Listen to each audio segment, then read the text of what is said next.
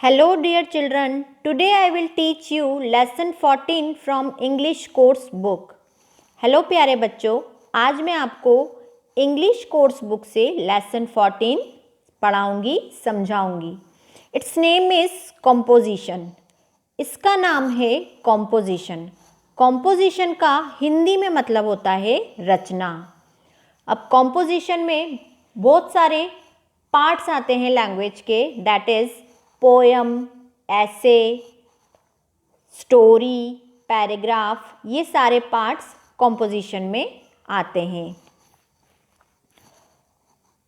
Now we start our lesson. अब हम अपना लेसन शुरू करते हैं. What is composition and its importance. Composition क्या है और उसका क्या महत्व है, रचना क्या होती है. मान लीजिए आपने कोई पोयम लिखी या बोली, कोई एक छोटा सा टॉपिक, कोई विषय दे दिया गया है आपको और आपको बोला गया है उस पर कुछ लाइंस बोलिए या लिखिए. तो आप क्या करेंगे, थोड़ा सोचेंगे उसके बारे में और फिर आप उस पर लिखना या बोलना, जो भी आपको कहा गया है वो शुरू करेंगे. तो क्या होता है कॉम्पोजिशन और उसका क्या महत्व है, हम ये समझते हैं. First point is it is a skill to speak and write on the given topic using creative thinking. creative thinking यानी रचनात्मक सोच. using यानी उपयोग करके, रचनात्मक सोच का उपयोग करके दिए गए विषय पर लिखने या बोलने की शैली कॉम्पोजिशन कहलाती है या रचना कहलाती है. कोई भी टॉपिक आपको दे दिया गया है तो हर व्यक्ति का सोचने का तरीका अलग अलग होता है. हर व्यक्ति की क्रिएटिविटी अलग अलग होती है, क्रिएटिव थिंकिंग अलग अलग होती है. तो आपको जो टॉपिक दिया गया है, दिए गए टॉपिक पे यदि आपको कुछ लिखना है या बोलना है तो सब अपने अपनी क्रिएटिव थिंकिंग का यूज़ करेंगे, सब अपने अपनी रचनात्मक सोच का उपयोग करेंगे. Second point is to develop creativity. इससे क्या होगा, जब सब अपने अपनी क्रिएटिव थिंकिंग का यूज़ करेंगे तो आपकी क्रिएटिविटी डेवलप होगी, आपकी रचनात्मकता जो है वह और ज़्यादा विकसित होगी. Third point is to test and develop understanding. आपकी समझ भी डेवलप होगी यदि कोई टॉपिक दिया गया है और उससे आपका टेस्ट भी हो जाएगा कि आपको उसका कितना नॉलेज है. तो आपकी समझ और टेस्ट, परीक्षण, दोनों ही इससे विकसित होगा. Fourth point is to increase word power. कोई टॉपिक आपको दे दिया गया है, उसके बारे में आपको जब लिखने या बोलने को कहा जाए तो आप क्या करेंगे, नए नए शब्दों का, न्यू वर्ड्स का यूज़ करेंगे. इससे क्या होगा, आपका जो वर्ड पावर है, आपकी जो शब्द शक्ति है वह इंक्रीज होगी, वह बढ़ेगी. And fifth point is to develop command over language. किसी भी लैंग्वेज में, हिंदी में या इंग्लिश में, यदि आपको कोई लिखने के लिए कोई टॉपिक दिया गया है कि उस पर कुछ लाइन लिखिए या बोलिए, तो इससे क्या होगा, आपकी उस लैंग्वेज पे जो कमांड होगी, कमांड यानी नियंत्रण, वो क्या होगा, उस लैंग्वेज के ऊपर डेवलप होगा और ज़्यादा विकसित होगा. इस तरह से ये कॉम्पोजिशन की इम्पॉर्टेंस थी. अब कुछ टॉपिक्स आपको दिए गए हैं, मैं आपको समझाती हूँ. फर्स्ट टॉपिक आपको एक दिया गया है pencil. Pencils are used for writing. Pencils का यूज हम लिखने के लिए करते हैं. We use coloured pencils for colouring pictures. चित्रों को रंगने के लिए या पिक्चर्स को कलर करने के लिए हम रंगीन या रंग बिरंगी पेंसिल्स का उपयोग करते हैं या कलर्ड पेंसिल्स का यूज करते हैं. It is made up of would and lead. यह किससे बनी होती है पेंसिल्स, वुड. उसका जो अपर पार्ट होता है वुड का होता है यानी लकड़ी का होता है और उसके बीच में एक लीड होती है. Pencils are cylindrical in shape. Pencils shape में कैसी होती है, सिलेंड्रिकल होती है यानी सिलेंडर के आकार की पतली सी होती है. I like to write with my pencil. मुझे अपनी पेंसिल से लिखना पसंद है. इस तरह से किसी टॉपिक पर कोई छोटा सा टॉपिक दिया जाए और उस पर इस तरह हम अपनी क्रिएटिव थिंकिंग का यूज़ करके लिख सकते हैं या बोल सकते हैं. One more topic for you, that is book. एक और टॉपिक है आप सभी के लिए जो कि है बुक. उसमें क्लूज दिए गए हैं, क्लूज यानी संकेत। क्लूज का यूज करके आप 1 बाय 1 बुक के बारे में लिख सकते हैं या बोल सकते हैं। यूटिलिटी, यूटिलिटी यानी होता है उपयोगिता।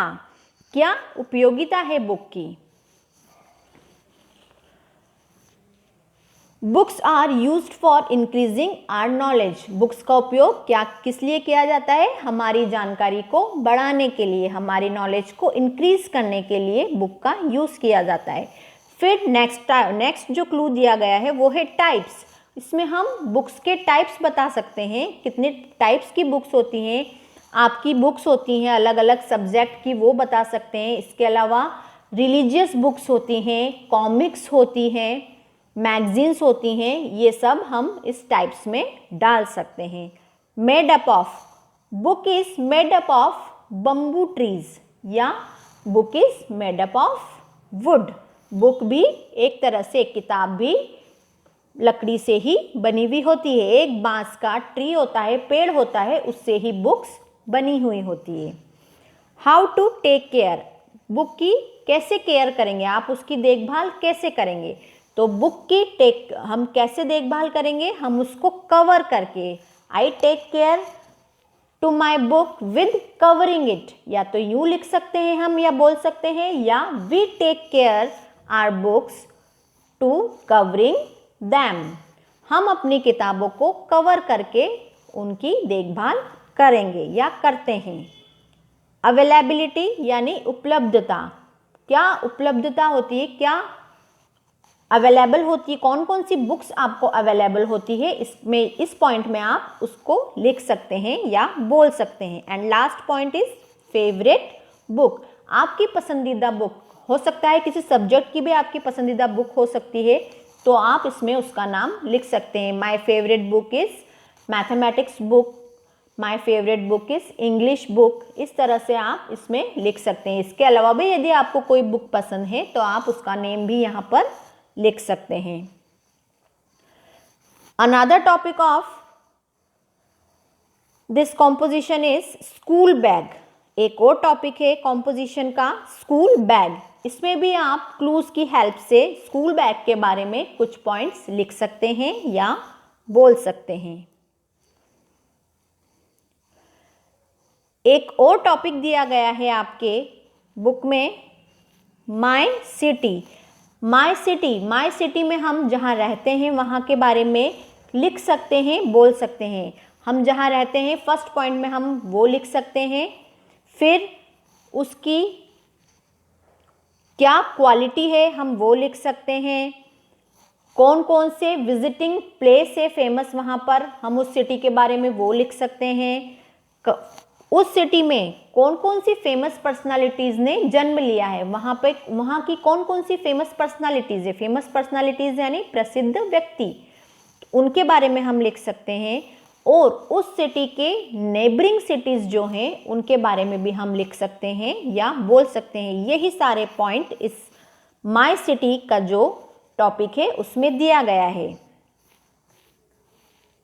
Next is my state. अब माई सिटी की तरह ही हम क्लूज की हेल्प से माई स्टेट यानी मेरा राज्य, हम जिस स्टेट में रहते हैं उसके बारे में हम लिख सकते हैं या बोल सकते हैं। नेम में हम उसका नेम बता सकते हैं, साइज में हम उसकी साइज बता सकते हैं, वह कितना बड़ा है।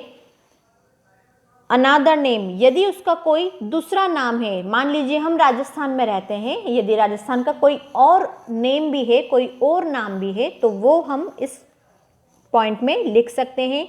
प्लेसेस टू विजिट, कौन कौन से प्लेस हैं राजस्थान में घूमने के लिए, उन प्लेसेस के नाम हम इस पॉइंट में लिख सकते हैं। पर्सनालिटीज़ में जो फेमस पर्सनालिटीज़ राजस्थान की हैं उनके बारे में हम लिख सकते हैं। फॉर एग्जाम्पल महाराणा प्रताप, इस तरह से। और लास्ट पॉइंट में नेबरिंग स्टेट्स, राजस्थान के आसपास नेबरिंग स्टेट्स यानी राजस्थान के जो पड़ोसी राज्य हैं उनके बारे में हम लिख सकते हैं, जैसे मध्य प्रदेश, गुजरात, इस तरह से। और इसी तरह से हम माय कंट्री के बारे में भी पैराग्राफ लिख सकते हैं। अब एक कार्टून कैरेक्टर का पैराग्राफ है आपके, Mickey. Mickey is a Disney character, एक डिज्नी कैरेक्टर है Mickey. It is a mouse, वह एक चूहा है। विद बिग ब्लैक ईयर्स, जिसके कि बड़े काले कान। स्मॉल ब्लैक नोज, छोटी काली नाक। एंड अ रेड टंग, और उसकी जीभ कैसी है, लाल रंग की है। It is clever Swift and fast, वह चतुर, जल्दबाजी में काम करने वाला और बहुत ही तेज है। इट्स गर्लफ्रेंड इज मिनी, उसकी जो एक गर्लफ्रेंड है यानी उसकी एक लड़की दोस्त है जिसका नाम है Minnie. Pluto is Mickey's dog, Mickey का डॉग कौन है, प्लूटो है, उसका नाम क्या है, Pluto. Goofy is Mickey's best friend, Goofy Mickey का पक्का दोस्त है या गूफी मिक्की का बेस्ट फ्रेंड है। इस तरह से किसी कार्टून कैरेक्टर के बारे में भी, जो भी आपका फेवरेट कार्टून कैरेक्टर है उसके बारे में भी आप पॉइंट वाइज पैराग्राफ लिख सकते हैं या बोल सकते हैं।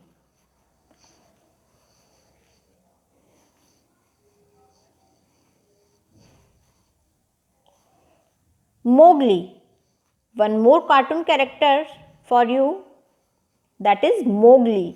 क्लूज की हेल्प से हम मोगली के बारे में भी लिख सकते हैं या बोल सकते हैं। बिलोंग्स टू में कहाँ से बिलोंग करता है, जंगल बुक से हमें मोगली के बारे में पता चला है, तो हम इस तरह से लिख सकते हैं।